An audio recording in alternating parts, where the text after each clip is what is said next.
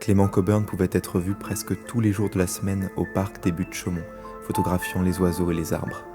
Mais à cet instant précis de ce jeudi du mois de juin de cette année, il regardait le ciel comme il ne l'avait jamais vu auparavant.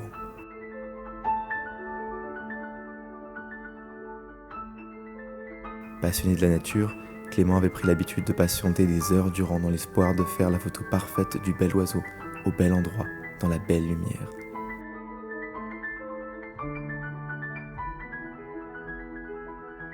Le passe-temps était vite devenu une passion dévorante, ne laissant guère de temps au jeune homme pour les sorties et les rencontres.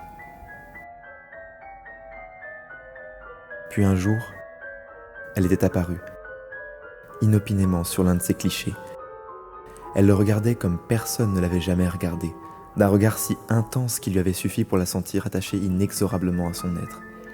Mais Clément savait qu'il n'avait vu personne ce jour-là en prenant la photo. Il savait qu'il ne la recroiserait pas au détour d'une rue du 19e.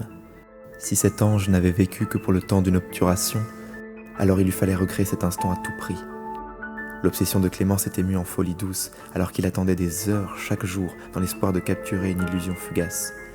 L'illusion d'un lien inséparable, éternel.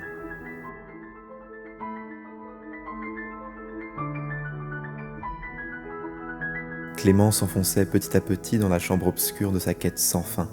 La nuit se mêlait au jour et les rêves à la réalité, si bien qu'il se réveilla un jour d'un léger assoupissement après avoir senti sa main lui toucher l'épaule.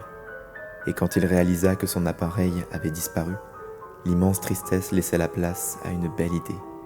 Peut-être le sortilège avait-il été chassé.